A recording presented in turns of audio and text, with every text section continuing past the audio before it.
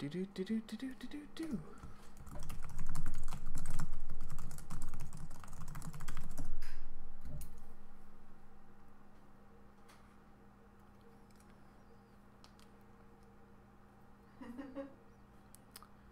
Cool. All right. Testing, testing. 1, 2, 3. Liz, does it sound like you can hear me over there? Through the headphones? No. Can anyone hear me? I'll hear you. It's delayed by 5 seconds. All right, there we go. Yeah, there's a stream delay. So everyone, welcome to the weekly chat. I hope you are having a fantastic week and that you had a great Christmas. Yeah, so here we are. We're just doing the weekly chat thing. There's a few questions that we had from the backers, so I'm going to answer those, and then I'm going to talk a little bit about cartooning stuff, and I'll do it with the assistance of visuals. Ooh la la. And then after that, that'll be it. So Liz, what are some of the questions that the backers had? Because we... Yeah. Hybrid reenechos, is it traits from one parent, or are they mostly a balanced blend from both breeds? All right, yeah. And just to restate it for the microphone, the question was about hybrid reenechos, like if you have a water type and a plant type, do they get the traits balanced on both types of reenecho? Is it like 50-50? Is it more one parent or more the other parent? How does that work exactly? And I think the short answer to that is I haven't made up anything highly specific. That's the answer to a lot of things. We just wanted to have the ability to like have crossbreeds that are kind of cool. So I would say most of the time you probably get like about a 50-50, but genetics are weird, so sometimes you might get more of one parent than the other. So it's kind of, it's open to what you would like to do if you're like making some fan fiction or something. Yeah, oh, Liz is also saying one thing that we did think of, which is kind of cool, is like black and white spots can be sort of a rare genetic marker, because usually they're like red, yellow, green. But like Diligence, for example, Nainso's reenecho, he has some black and white spots on him. So that's another trait that can come out with like specific breeding sometimes. What kind of relationship do Nainso and Tia have? All right, the next question is, what kind of relationship do Nainso and Tia have? And I think that one, it's probably in the plot vault just because we're still displaying them in the books and we still have like pages to go through, so... I think I am going to leave that one in the plot vault for now. It's not necessarily anything like earth-shattering. It's just I want to leave things open so that we can kind of like write out how it works and you can just see it unfold in the books as it should unfold. So what's the next one, Liz? Okay, what can you tell us about Day Raider of Norvendire? The next question is, what can I tell you about Day Raider of Norvendire? For those of you who don't know, if you go on the website, he's in the lore section. There's a whole section about the history and... like the timelines and like ancient legends and all sorts of stuff like that. And there it is, Dreamworld lore. Click on that, you get a map. You click on this, you get history. And frankly, I developed him just enough to put him in the history books so that he's got a bit of backstory there. But after that, I just kept on doing the current graphic novels. So I have not fully fleshed out Day Raider of Norvendire and all of the, exactly how he looks and exactly what his abilities are. He's basically just in the background at this point. I don't know if we're ever going to get a really close look at him, but the one thing I can say is, if it didn't come through from the history, is that he was a very powerful, very potent and ambitious Dreamkeeper. So, the short answer there is, I haven't had to do much more about him, so since the lens of the story has not landed on him as a focus, it's still foggy, it's not resolved in any detail as of yet. Liz, what's the next question on the list? What is currently the most powerful weapon in the Dreamkeepers? Alright, the next question is, what is currently the most powerful weapon in the Dreamkeepers universe? Or at least that we've seen like in the storyline. I would say probably the Gatling recoil cannon, the Troika's big cannon that they like to use. Although the shock troopers do have that mortar, it like launches a canister that blows stuff up because it's got that luminous chemical in there. And sparkers are explosive, but the Gatling recoil cannon is pretty versatile because it has a range of different rounds it can use. Some rounds are more like anti-material rounds, but some rounds are also explosive. So, since the Gatling recoil cannon can use explosive rounds and it has a little bit more punch to it and a lot more range, I would say, as of now, that ranks as the most powerful mechanical-based weapon. Okay, and then childhood of the Indigos and how did they end up in Troika? That's gonna be the Yeah. The childhood of the Indigos and how they wind up in the Troika. I think that's another question that is interesting, but we kind of have to put that into the plot vault as well. Because, when it comes to, like, detailed story stuff and, like, oh, how did this happen? And what did the characters think about that? And how, Like, that's the whole reason we make the comics, is so that we can convey that information in the most entertaining manner possible. So I think for now, we're going to say that we're going to hold off on revealing any Indigo backstory, because it's possible that we may reveal it in some sort of a flashback, or it's possible we might even do a little bit of Prelude in that direction. And how was your Christmas? Oh, and then the next question, I think Liz is reading from the chat now, is how was your Christmas? And the answer is very, very good. I'm a fortunate fellow. And what did you and Liz get?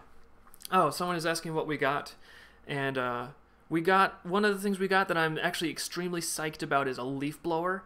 It's so cool. It's like, I'm gonna turn it on, and I'm just gonna blow away all of my problems. Like, garage, too much dust and clutter, gone, no more problems. So yeah, if you're a backer, I should have gotten to your questions, and if you have more questions, Liz is watching the stream.me chat, and so she may convey those to me as we go on through the evening. And yeah, and if there's any moderators in the chat, feel free to, like, if you have any like Christmas news or stuff you wanted to highlight, or if people sent you some questions, just interrupt at any point. And if no one interrupts, I'm probably going to move on and start talking a little bit about cartooning, because who doesn't like to talk about cartooning? All right. So this one has a little bit of overlap with what I talked about last week. Last week I was talking a lot about two-point perspective and how that can really jazz up your drawings, even character drawings and figures. Perspective will just make them pop even better. And one of the things about perspective that I was talking about that I didn't touch on is overlap. And overlap turns out to be also very important for cartooning. And the basic idea that the way it links to perspective is if you have two objects, let's say you have like an apple and another apple. Liz, don't laugh at my instructions. Don't laugh at my education, because they are looking to you to gauge. They're looking to you to gauge whether I'm credible. If you're over there laughing at me, they're going to be like, this guy doesn't know what he's talking about. They're going to go to some other stream, Liz. So we have two apples here. And if you're just looking at these apples on a flat 2D image, you can't tell maybe it's a big apple and a little apple, or maybe it's a big apple and then an apple that's the same size but further away. So, lacking any other background or context, the way you figure that out is if they overlap at all, then you can tell instantly. So let's say you got your little apple, and if you do this, then you can tell right away just from a glance, oh, it's behind this other apple, so it's further away. Or if you want to do it the other way around, you can, use overlap and be like, nope, it's definitely a little apple because it's in front. It's overlapping. So, and it's a very, very, very simple concept, but you really should not underestimate just how important that is, both in terms of like getting a nice perspective in your drawing and in terms of drawing a cartoon figure. Like, it's kind of obvious when you talk about perspective. It's like, you got to have things overlapping. If you have a car, the car is going to be overlapping the tire that's underneath it and all that stuff. But especially when it comes to cartooning, overlapping is very important because that is exactly how you avoid something called tangencies. And tangencies involve the way you show people in cartooning, the way you show the poses. Because normally if you're going to cartoon something, you want it to be a very nice, very crisp, readable pose. Because cartooning is simplified, and that means you have to often simplify the poses to make them extremely easy to read at a glance.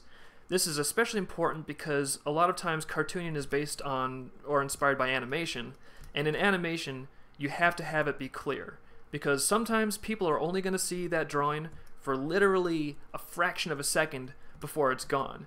So if that drawing does not translate very clearly what it's trying to do, then it's going to make the animation very difficult to read. Like, an audience in a theater or watching TV, they can't just sit there and rewind and go back and be like, wait, I'm not quite sure what that was. So one of the rules of animation is you have to have very nice readable poses with strong silhouettes. And one of the ways that you don't get nice readable poses with strong silhouettes is with tangencies. And let me draw something that has tangencies so you can see what I'm talking about. Something with tangencies. Now that I want to draw it, I'm probably going to accidentally have a hard time doing it. A tangency is when everything lines up on the same borders. So if we have a duck here. Where's your duck? I'm drawing a duck. You have leg over there on the big computer, silly head. You're going to see a duck in like 5 seconds. A really shitty duck. Laughing at me again. I get no respect. Alright. So let's say we're doing a duck with a gun, because this, ladies and gentlemen, is a very edgy stream. Alright, so here's our duck. Now, spoiler alert, there are going to be no good drawings in this stream, but we are going to make a better drawing, because one thing that this duck cartoon has is a lot of tangencies that we don't want. So I'm going to point out where the tangencies are, and then we're going to draw this cartoon duck without the tangencies, and you're going to see that without the tangencies, even as a super simple cartoon, clearing out those tangencies just makes it look vastly more appealing. And trust me, when you start pointing out tangencies in your work, it gets real difficult to avoid them, and it's a very powerful tool. So this is super simple stuff, but it's important. So here we have a tangency, and what a tangency is it's when the border of something exactly lines up with the border of another thing. There's no overlap. The borders line up exactly. So if you look, now the circles make it actually harder to tell. Right here, the border of this eye lines up exactly with the border of this head. The bottom of the eye lands up exactly with the top of that beak. The border of this eye lands up exactly with his head here. So it's all the same. The jawline of this beak lines up exactly with the neck. Let's see, this wing lines up exactly with where the body is, and especially if you look at the way he's holding the gun, boom, the tip of the gun lines up exactly with the tip of that wing there. There's no overlap, and so it just looks very flattened out, because overlap, even when it's in a super simple cartoon, it adds dimension. It really adds a lot of dimension, and it makes it much more appealing. So here we have the flashing red tangencies, and those are no-nos. That's why I named the layer no-no. You see the name on the layer? You think I'm making these layer names up for my health? No, it's so that we remember why it's wrong, okay? Pay attention to the layer names. That's another huge hint. Alright, so we're going to make this cartoon. It's still going to be a really simple, really basic cartoon, but what if we just take the tangencies out? So we're going to make sure that there's overlap. So if we got the beak here, here's a very simple beak. Well, one way to have no tangency is make sure that the head doesn't come right from the very corner of that beak. There's got to be a little overlap. So we'll just make sure the head comes out here with a little overlap. And that eye there, well, we don't want it to line up exactly with the edge of the head, so what if that eye overlaps a little bit like that? And then we have this other eye here, and we don't have it line up exactly with anything. Now they are lining up on the bottom with the beak, but because of the shape, it looks like kind of like they go under the beak. So it looks like overlap instead of just a tangency. Then we got the pupils there, because we're professionals. We put the pupils in. We have a neck coming down, and let's see, how can we make this less tangency? Well, let's just let's put the wings. Let's put one wing a little behind him and one wing a little in front of him. This is going to be the wing that's a little in front of him. So that side of the body is going to look a little bit more like it's close to us.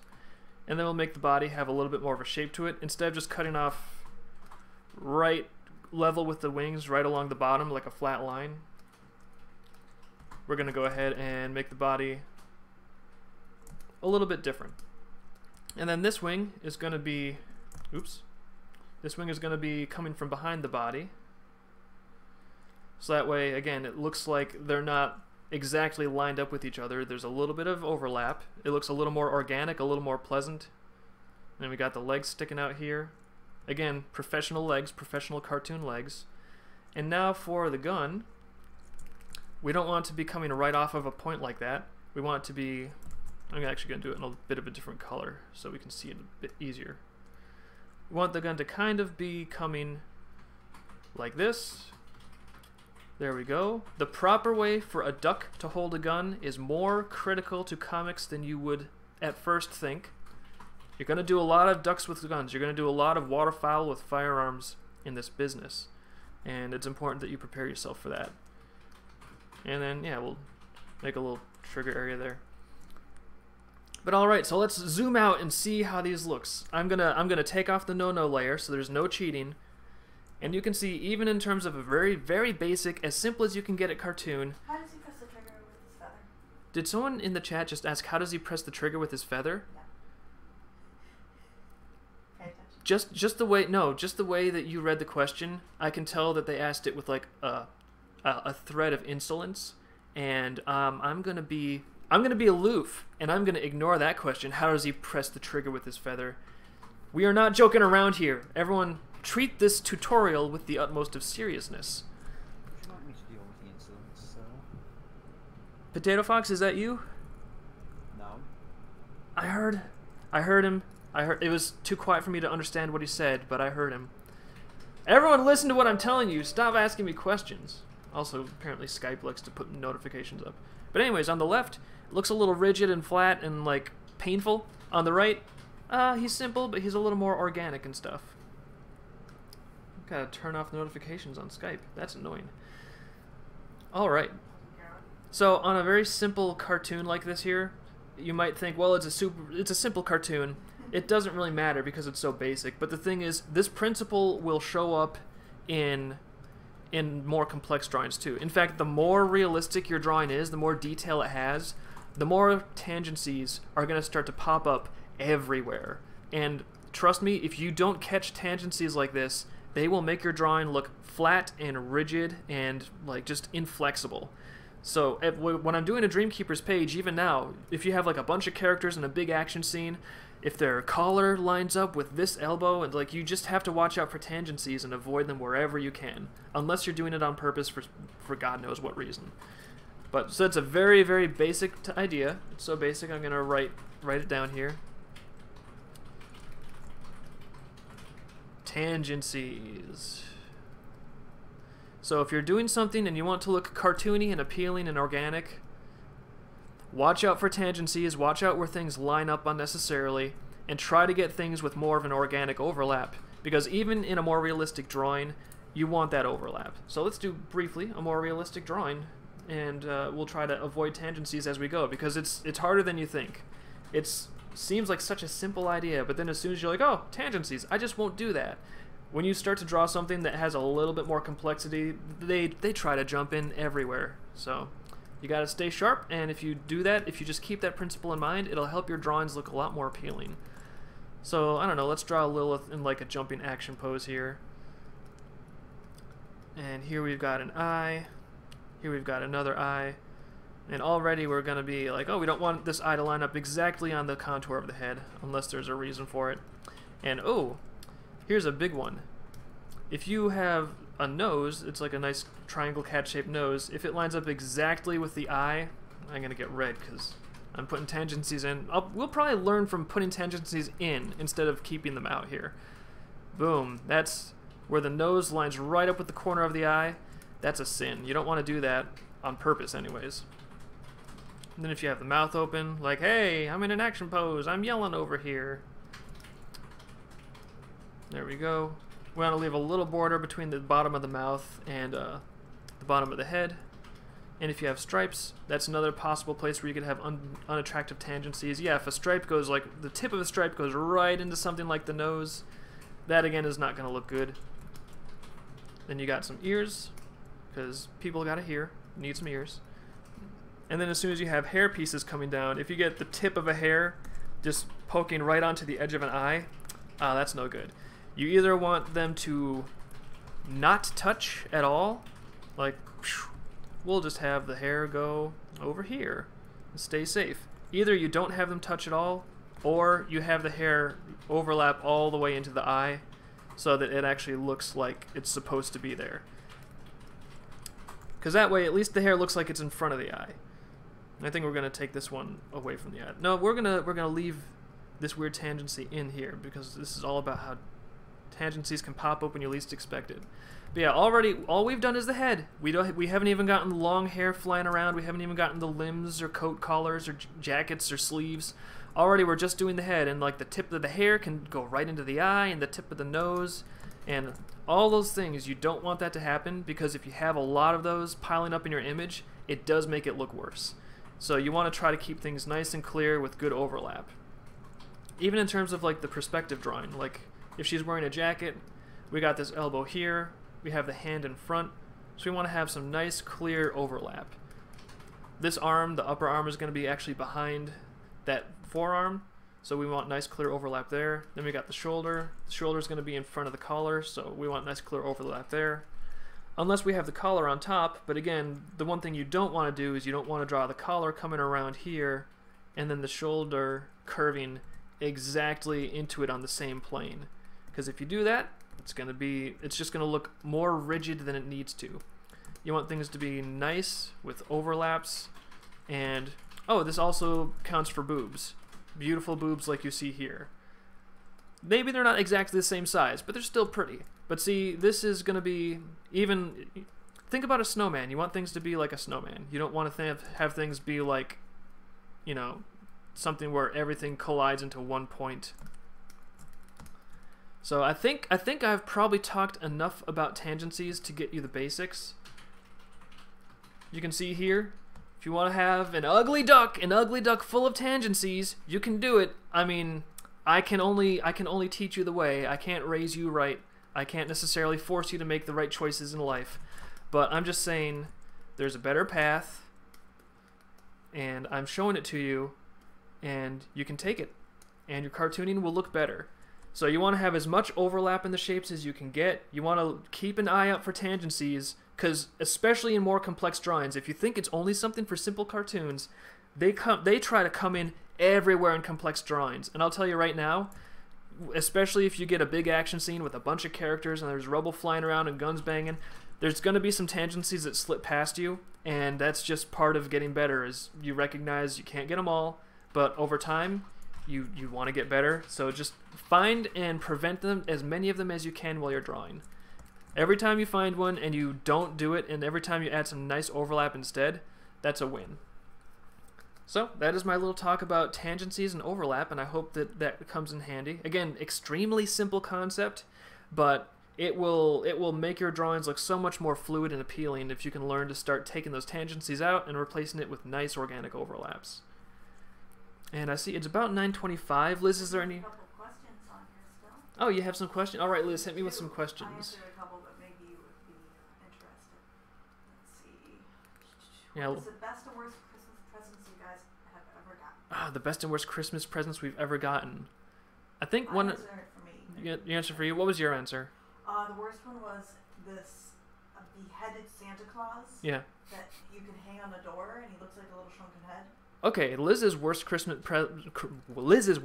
present ever was a decapitated Santa Claus where you could hang his head on a door like a trophy. And the best one was a Sega Genesis. And the best one was a Sega Genesis. Like 9 years old. Explains a lot. Sega Genesis, best Christmas present ever. For me, I think probably one of the worst Christmas presents ever was toothpaste. Oh, you're a family. Yeah, toothpaste was not the best. I don't like to complain about a gift, but you know, I can get my own toothpaste.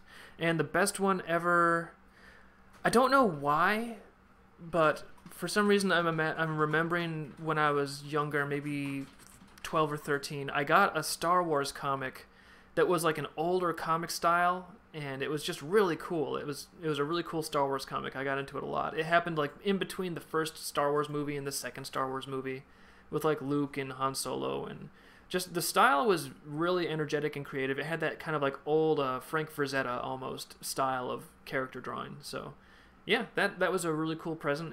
I guess it was inspirational to me on an artistic level. Okay, and then is the interrouting and postage system localized one for each district, or is it centralized? Oh, and then this is interesting. Someone is asking if the Andaruna if the mailing system is based on districts, or if there's like a centralized central city mailing system. And I haven't really thought of this previously, but I'm going to lean towards saying at this point it is centralized. I think it's going to be something that went in the same direction as their police, because originally in their history, their police force was just based on the individual districts, because the individual districts actually started out being independent. And then as their history went forward, they started centralizing the power more and more and more, to the point where now they have nominal district police forces, but it's basically all centralized control. And I think that the Postal Delivery Service probably went through a similar process, where each district started out having its own individual service, but I think at some point within the last 50 years, they probably just scrapped the district stuff and went for a totally centralized solution. So I'm going to say, as of now, it's a central city thing. It's not individual districts. Do you prefer drawing the full-on hair like Lilith, or do you prefer hair like V and Mace's hair? Someone's asking if I prefer full-on hair like Lilith, where it's the long flowing hair, or if I prefer more of the Mace and V hairstyle. I would say it depends. If a character is just going to be standing there talking, usually the Mace and V hairstyle, like, you know, the classic points, it's really easy, it's fast, and I think it looks pretty good. However, especially if there's a character who's in like a really cool action pose, having the long flowing hair can really pop that out. So I think that for action poses, having long flowing hair is really cool because you can be like whoosh, like you can see exactly what their path of motion has been. You can see like if they had a sudden stop and their hair flies off to the side, it really helps give a sense of like the momentum that they had going for them. So I'm going to say for the purposes of action scenes, I think the long flowing hair is very fun. And that's the same reason that tails are so much fun too, is because the tails can help accentuate a character's momentum and like what direction they were going. Okay, and then if it's not too personal, what is the funniest Christmas story you have? All right, what is the funniest Christmas story I have? I don't know. I'm not really, like, for some reason my memories are usually like they're like behind like 5 firewalls of time. It's like someone's like, "Hey, what do you remember about the funniest Christmas story?" And then I'm like, there's probably a story in there, but it would take me a while to think of what it is. I don't know. Do you have any funny Christmas stories, Liz? I really don't know. No, I'm not. They all. I have a funny winter story. It's not exactly Christmas, but I think it'll be close enough. And my funny winter story is that one year my younger brother got a new sweater, and it was a really, really fuzzy sweater. And then for some reason, he thought it was a really good idea to open the bathroom window and like crouch in the window frame. Like I think he was proving that if he wanted to, he could totally, you know, get out through the window. Like in case there was a ninja emergency, he could be the guy that gets out of the house and then circles around and something like that. I don't know what he was thinking. But he was standing in the window frame, and so I was looking at him within arm's reach, and I'm sorry, as an older brother, there's only one solution. You push your brother out the window. So that is what I did, and before you become panicked, don't worry, we were in Michigan, there was like 3 feet of snow on the ground outside. So immediately I run to the window and look out, and he's laying there on his back with his arms out, just this like very quizzical expression on his face. You know, he's not that surprised because we're brothers, this happens, but his sweater was like solid white because the snow poofed up and then landed down on it, so he was basically like a living snowman. And so he started to get up, and I realized, okay, the next thing I need to do is you know, lock the door, because that is the way to complete the joke. So I lock the door and I look out the window, and there's this like, it just looks like he's a face and hands coming towards it. It was great, and I let him back in because that was fun. But yeah, that sweater could hold a lot of snow, and that's probably a reasonably fun winter story, I guess. Do we use any JoJo references? I'm not sure what JoJo is. Liz is asking, do we use any JoJo references? And here's what I know about JoJo. I know that Bonitis refuses to watch it because people keep recommending it to him, and I know that I've heard the word JoJo a lot. Okay. So I guess the answer to that is no. Right. Okay. Yeah. What is your favorite Halloween Christmas prelude? Another question from the Stream.me chat. What is your favorite Halloween or Christmas prelude? I think one of my favorite Christmas preludes is actually last year's, where we just have V in that nice vignette illustration. I thought that one came out really nice. Okay, favorite Christmas movie? Favorite Christmas movie? I don't know, probably Die Hard. All right. What would Mace's persona be? What would Mace's persona be? Yeah, as a person. As a person? Yeah, what would Mace's person be? I don't know. What would Mace's persona be? I guess he would An be. orphan? He'd be an orphan, Or a or calico cat? he'd be an Italian plumber with a mustache, because that's marketable. He'd be, "It's me, Mace. Oh no, they stole the princess," and then he would run around on fun adventures, and we'd be billionaires. Oh, okay. All right, I think we're gonna call it good for now. Thank you for the questions, chat. I hope Maybe any of one more? one Real more. quick? Very well, one more, Liz. What are some painters that have inspired you? What are some painters that have inspired me? Renaissance painters or modern art painters? There's the one guy with a P in his name. Nice one. No, like, it's not Pastorius, but it's like, I remember the phrase pastoral because I looked at his paintings and I think, oh, pastoral is a good description. But he had the best sense of light, and I can visualize his images in my head, but I can't remember that goddamn painter's name. But he's dead now, so he's not going to be worried about that. But that guy, Pascal, maybe. Maybe Google Pascal. No, I don't think it's Pascal. Anyways, so the guy whose name I can't remember was highly inspirational to me. And also the guy that did Dinotopia, James Gurney, I think. Because Bonitis was talking about some guy named James Gurney, and I was like, oh, okay, you know all these people. But then he's like, the guy that did Dinotopia, and I was like, oh yeah, Dinotopia was the best. So that guy's work was very good. And with that, I will encourage all of you cartoonists to remember, look out for Tangencies. They are a bigger deal than you think. They are, especially if you get more detailed art, the more Tangencies are in there, the more they just like cement the whole thing down in awkwardness. So you want to avoid Tangencies, get some nice overlap, and your work will be better. And yeah, if you have any ideas for what you would like us to do a tutorial about next, I'll probably post another Patreon post and ask the higher level backers, hey, what do you guys want me to talk about? So either be a high level backer and let us know what you want us to do, or talk to the high level backers, curry favor, and get your thing in that way. Yeah. And I think Liz is going to be watching the stream.me chat, so if you have any questions that are more like extemporaneous or spontaneous, just pop in and we'll answer as many as we can. So, that's it for this week. You guys have a good one, and we will talk to you next week.